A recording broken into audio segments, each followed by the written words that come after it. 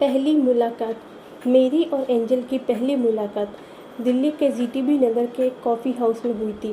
Coffee house में 3-4 table को छोड़कर अधिकतर फुल थी। यंग क्राउड था।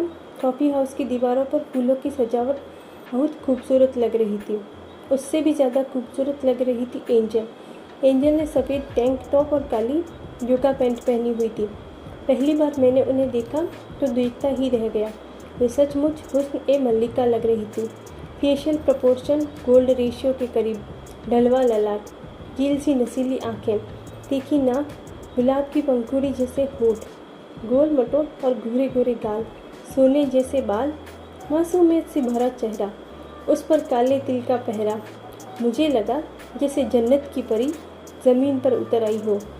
किसी को एक नज़र देख लेने भर से ही कितना सुकून मिलता है, इसका एहसास आज मुझे पहली बार हुआ। एंजल को देखते ही मेरे दिल में हलचल होने लगी। क्या इसे ही लव एट फर्स्ट साइट कहते हैं? मैं सोचने लगा। पहली नज़र में मुझे वह परी सी लगी। पहली दफ़ा किसी लड़की से बात करते हुए मैं असहज महसूस कर रहा था। इसकी वजह थी कि वह मुझे पहली नज़र में ही भा गई थी। हालांकि मैं थोड़ी चिंतित नज़र आ रही थी। गिरीश, आईएएस प्री क्लियर करने का बहुत ज़्यादा दबाव है मेरे ऊपर।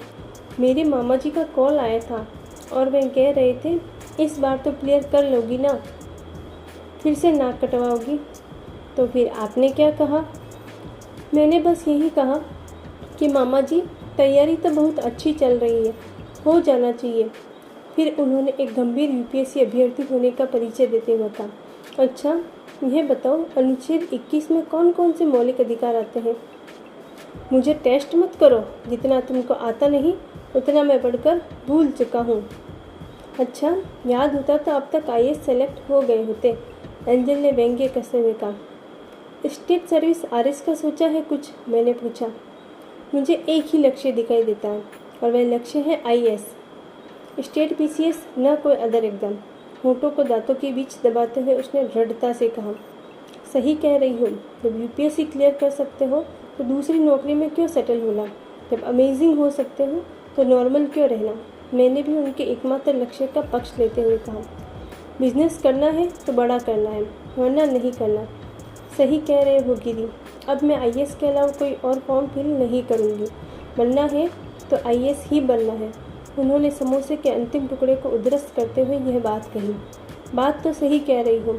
जीवन में कोई बड़ा लक्ष्य पाने के लिए काफ़ी सोच विचार कर एक बेहतर रणनीति रोड मैप बनाना पड़ता है।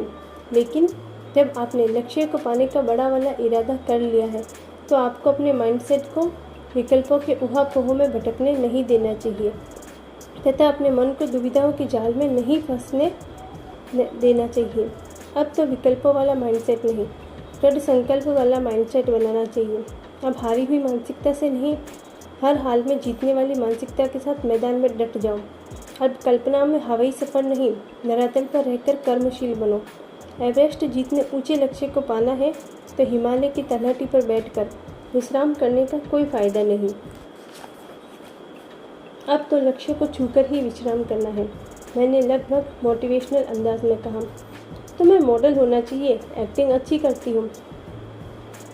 नहीं, मेरे बचपन का सपना ही आईएएस प्रोफेसर बनना है और मैं उसी सपने पर काम कर रही हूँ। हालांकि सिविल सेवा को करियर बनाने का सपना देखना एक बहुत ही रिस्क वाला निर्णय है, जहाँ सफलता की संभावना बहुत ही कम होती है। 10 एक जैसे घोड़े दौड़ाए जाए और उसमें एक को ही चुनना हो तो बहुत ही अच्छे दौड़ने वाले 9 घोड़े भी हारेंगे ही हारेंगे। यह बहुत जोखिम भरा निर्णय होता है फिर भी, लेकिन जीवन में अपनी सामर्थ्य और क्षमता के अनुसार सफलता पाने के लिए जोखिम लेना बहुत ज़रूरी है, मैंने कहा। सही कहा। अपनी ज़िंदगी में जिस भी व्यक्ति ने कुछ अद्भुत और अनुपम किया है, कुछ ऐसा जो वाकई काबिल तारीफ और शानदार हो, उन्होंने जोखिम लेने से कभी मुंह नहीं मोड़ा। हाँ, जो युवा जोखिम लेने को हमेशा तैयार रहते हैं और जिनका आत्मविश्वास अडिग रहता है, वे अभूतपूर्व कामयाबी हासिल करते हैं। जोखिम लेने का अर्थ खुद को नकारात्मकता की ओर ले जाता कतई नहीं होता, बल्कि नए अवसरों की तलाश करना होता है, मैंने कहा। अक्सर लोग जीवन में सफल हो जाने वाले अवसरों को इसलिए छोड़ देते हैं क्योंकि वे कंफर्ट जोन में यानी सुरक्षित रहना चाहते हैं। लेकिन एक बार अवसर जाने के बाद वे उस पर अवश्य अफसोस जाहिर करते हैं। यदि आपके साथ ऐसा होता है तो आपको जोखिम लेने की ज़रूरत है, क्योंकि अवसर बार बार नहीं आते। जीवन में हर बार नुकसान के बारे में सोचकर जोखिम लेना नहीं छोड़ना चाहिए। सबसे बड़ा जोखिम कोई जोखिम नहीं लेना है। तेज़ी से बदल रही दुनिया में विफल होने की एकमात्र गारंटी देने वाली रणनीति जोखिम नहीं उठाना है। असल में जोखिम लाभ का वह सिक्का है जो जीतने पर प्रसन्नता और हारने पर सीख देता है। कभी कभी कम उम्र में जोखिम उठाने की वजह से हो सकता है कि कई बार आपको परिवार एवं समाज दोनों से अपेक्षित सहयोग न मिले, लेकिन इससे निराश होने और घबराने की बजाय अपने भरोसे पर कायम रहे। नाकामयाब हो जाने पर भय हर किसी को सताता है ना? लेकिन इसे खुद पर हावी होने देने से बचना चाहिए। यह बात ध्यान रखें कि जोखिम उठाने का जज्बा वीर का साहस है, कायर का नहीं। जीवन में जोखिम लेने वाले कई सारे लोग असफल भी होते हैं, लेकिन वे अपने अनुभव से सीखते भी बहुत हैं। जोखिम लेने वाला एक आशावादी इंसान असफलता को सदैव सीखने के अवसर के रूप में देखता है। दुनिया के सफलतम लोग औसत लोगों से कहीं ज़्यादा बार असफल होते हैं। यही नहीं, विश्व की सर्वश्रेष्ठ कंपनियां औसत कंपनियों की तुलना में कहीं ज़्यादा बार असफल रही होती हैं। अगर आप बड़े मुकाम हासिल करना चाहते हैं तो जोखिम को जीवन में हिस्सेदारी देने में देरी न करें। बिना जोखिम उठाए कोई महान उपलब्धि हासिल नहीं हो सकती है। मेरा तो पहला क्रश ही नहीं, पहला प्यार है यूपीएससी, तो मेरा तो यूपीएससी होगा ना। मैं तो गिरीश जी यूपीएससी में सिलेक्शन लेने के लिए ही सारे तिकड़म लगाऊंगी। साम दाम दंड भेद। उन्होंने बहुत हल्की और बेदम आवाज़ में कहा। आप भी किसी से कम नहीं हो, मैंने चुटकी लेते हुए कहा। हम किसी से भी कम नहीं। आज लड़कियां बाहों में बाहें डालकर और कदम से कदम मिलाकर लड़कों के साथ चल रही हैं। उन्होंने महिला सशक्तिकरण की आवाज़ को बुलंद करते हुए कहा। बाहों में बाहें डालकर नहीं, कंधों से कंधे मिलाकर के चला करती हैं। यह होता है। बाहों में बाहें डालने का कुछ और ही होता है। इस बात पर हम दोनों खिलखिलाकर हंस पड़े। ध्यान रखियो, यूपीएससी में चेक और जैक नहीं चलता। साम दाम दंड भेद की बात कर रही हो, मैंने व्यंग्य करते हुए कहा। कहा जाता है कि इंसान को जो पाना होता है उसे वह पा ही लेता है। हमारा लक्ष्य कलेक्टर बनना है, तो लगे रहते हैं। एक दिन लक्ष्य कदमों में होगा, एंजल ने कहा। तो अब चले, एंजल ने आंखों से सवाल किया और मैंने मुस्कुराती आंखों से हाँ भी भर दी। एंजल ने जीटीबी नगर मेट्रो स्टेशन के गेट नंबर 4 पर आकर कहा, चलिए बाय, सी यू अगेन, मैंने जवाब दिया। क्रश बनाम पढ़ाई भाग 4। कुछ कर गुजरने का जुनून हो तो आप परिस्थितियों से ऊपर उठकर काम कर सकते हैं। अगर आसपास का माहौल अनुकूल न हो तो आप अपने घर से सैकड़ों किलोमीटर दूर जाकर खुद को निकाल सकते हैं। ऋषभ पंत ने बचपन में अपने देश के लिए खेलने का सपना देखा था, वो आज सच हो गया। सपनों में जान हो, हौसले बुलंद हो तो आप विषम हालातों में भी हीरो बनकर उभर सकते हो। ध्यान रखो, अगर आप लगन से काम कर सकते हो तो अपनी मेहनत से पहाड़ों को भी उपजाऊ मैदान बना सकते हो। बस खुद पर विश्वास रखना। मैंने ऋषभ पंत का भारतीय क्रिकेट टीम में चयन होने के बाद उसी रात को यह फेसबुक पोस्ट लिखी। मैं महसूस करने लगा कि एंजल से एक दिन में 2 बार बात ना हो तो कुछ अच्छा नहीं लगता था। मैं उनके कॉल मेल का इंतज़ार करता था। लगातार 2-3 महीने की चैटिंग और बातचीत के बाद बातों में इतना खुलापन आ गया कि एक दूसरे से कुछ भी पूछने में हिचक नहीं होती थी। एंजल और मैं बातों बातों में एक दूसरे को सब बताते गए। हमारे दोनों के बीच इश्क और मोहब्बत के बीज प्रस्फुटित होने लगे थे। मुझे तो उनको जीवन साथी बनाने के ख्याल भी आने लगे थे। उनको लंबे समय तक बताया नहीं, वह अलग बात है।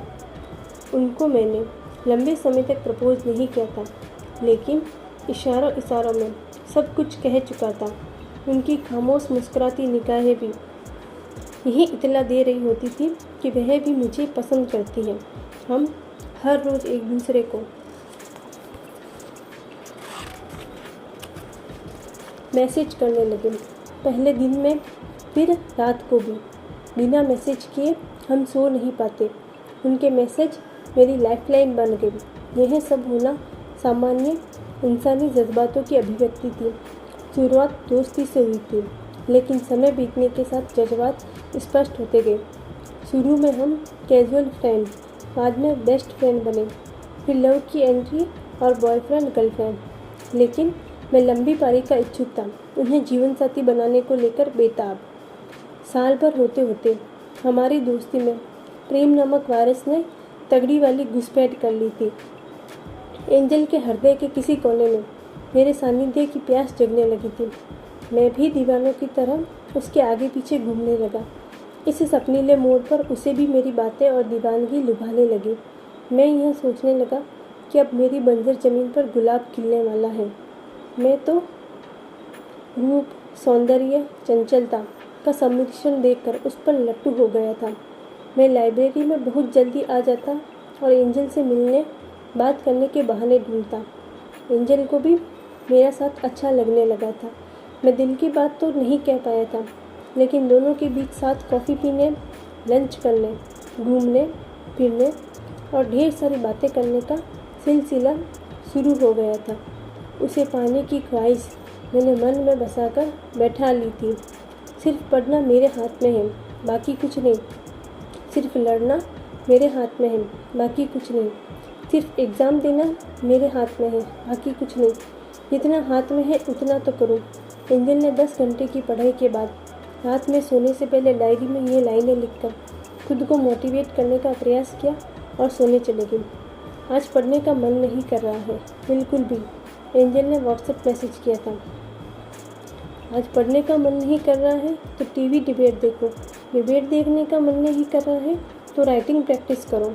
राइटिंग प्रैक्टिस का मन नहीं कर रहा है तो डिस्कशन करो, और डिस्कशन का भी मन नहीं कर रहा है तो रणनीति बनाओ।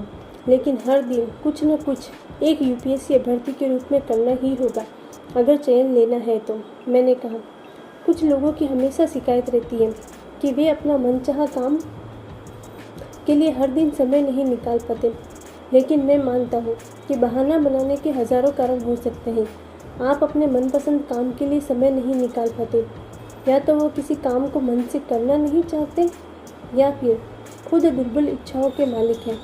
दुनिया में किसी भी काम को करने के लिए सबसे ज़्यादा जिस चीज़ की ज़रूरत होती है वो है दृढ़ संकल्प, जिसके बलबूते जो आप सोच सकते हैं, जिस पर आप यकीन कर सकते हैं, उस काम को इस दुनिया में आप करके भी दिखा सकते हैं। साफ जाहिर हो रहा था मैं लगभग एक मेंटर की भूमिका में आ चुका था। एंजल का कॉल आया। मुझे हर्ष बी पंत IR की बुक लेनी है, मिल जाएगी क्या मुखर्जी नगर में? मुखर्जी नगर और ओल्ड राजेंद्र नगर किताबों के अजायब घर हैं। यहाँ नहीं मिलेगी तो कहाँ मिलेगी? मैंने दृढ़ता से कहा। अच्छा, आप देख कर आना कि कहाँ मिलेगी। उनका इरादा किताब खरीदने का कम और मुझसे मिलने का ज़्यादा था। यह बात मैं समझ गया था। जब किसी लड़की को लड़का पसंद आ जाए तो मिलने या कॉल करने के इतने तरीके ढूंढ लिए जाते हैं, इतने एडिसन ने बल्ब बनाने के लिए तरीके नहीं ढूंढे होंगे। मैं उन्हें पसंद आया था या नहीं, यह मुझे नहीं पता था, या फिर शायद उनका इरादा यह था कि IAS बनने के सपने को साकार करने के लिए गिरीश मेरी बहुत हेल्प कर सकता है, इसलिए भी उन्होंने मेरे साथ दोस्ती बढ़ाई होगी। लेकिन वजह जो भी हो, दोस्ती धीरे धीरे बहुत प्रगाढ़ हो रही थी। मैं बत्रा सिनेमा गया और अग्रवाल स्वीट होम के पास वाली बुक शॉप से हर्ष बी पंत की IR बुक खरीद कर एंजल को कॉल मिलाया। सामने से आवाज़ आई, रुको, मैं अभी आती हूँ। मैं मन ही मन सोच रहा था, किताब तो बस बहाना था, असल काम मिलने बुलाना था। तुमने आज यह क्या पहन रखा? तुम तो बिल्कुल चमनलाल लग रहे हो। रिक्शे से उतरते ही उन्होंने मुझे देख कर कहा। उसके चेहरे पर मुस्कान देखकर मेरी आंखें खुली की खुली रह गई। अरे, मेरा फ्रेंड जोधपुरी जूतियाँ लाया था तो पहन लिया। अच्छी नहीं लग रही है क्या? तुम पर तो हर चीज़ अच्छी लगती है। मैं तो बस मजाक कर रही थी। कॉफ़ी पिलाओगे? एंजल ने पूछा। क्यों नहीं, मैंने मुस्कुरा कर कहा। डिस्कशन करते करते न जाने कब मैं एंजल की थॉट प्रोसेस का दीवाना बन गया था। शायद मैं उनके सोचने के तरीके को पसंद करने लगा था, उनके विचारों को पसंद करने लगा था और उनकी बातों का तो दीवाना हो गया था, और उनके अंदाज का भी। लगातार 4 महीने की बातों के बाद संवादों में इतना खुलापन आ गया कि कोई भी बात कहने में असहजता महसूस नहीं होती थी। दोस्ती धीरे धीरे आत्मीयता में बदलने लगी। एंजल मुझसे जब भी मिलती तो प्यासी सोल मछलियाँ जैसी। पूरी कैंपस लाइब्रेरी में बस 2 ही लोगों को इस नवेले एहसास का पता था, एक मैं और एक उसे। हर दिन लाइब्रेरी से निकलते वक्त इस बात का एहसास मुझे गुदगुदा देता था कि चलो, आग तो दोनों तरफ बराबर की ही लगी है। हालांकि मैं अक्सर खुद को यह कहकर समझाता था कि पहले करियर बना ले, फिर चाहे कितनी भी प्यार की डुगडुगी बजा लेना। इसलिए मैंने प्रपोज करने के लिए लंबा समय लेना उचित समझा। एंजल और मैं दोनों आईएएस की तैयारी कर रहे थे, तो किताबों से ज़्यादा गहरी दोस्ती निभानी थी ताकि यूपीएससी का किला बेधा जा सके। चलो शिमला घूम के आते हैं। दूर का प्लान नहीं बना सकती, मम्मी कुछ कहेगी। मैंने भी किस एटीट्यूड वाली लड़की से पूछ लिया, समझती क्या है अपने आप को, अच्छा चलती है कि नहीं, वरना तेरी सहेली अंजलि को कहूँगा कि चलो घूम के आते हैं। और अगर मैं बात नहीं करूँगी तो क्या मेरी सहेली से बात करने लग जाओगे? मैं और एंजल सदैव की तरह झगड़कर पलट लिए, मन में एक दूसरे की शक्ल भी न देखने का विस्फोट, गुस्सा और अपनी अपनी ईगो लिए।